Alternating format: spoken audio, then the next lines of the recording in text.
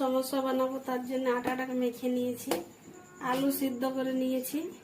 এবার আলুটা মশলা দিয়ে ভেজে নেব।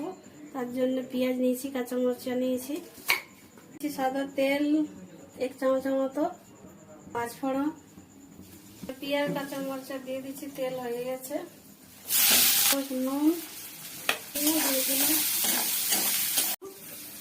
এভাবে চেপে চেপে হলুদ মতো ভাজা মশলা দিয়ে দেব, মেথি দিয়ে দেবো। এই দেখুন ময়দাটা এভাবে মেখে মেখে নেব। এই দেখুন এবার সিঙ্গাড়ার বেলে নিচ্ছি, কেটে নেব। এবার ভরে নেব, এভাবে সবগুলো গড়িয়ে নিলাম।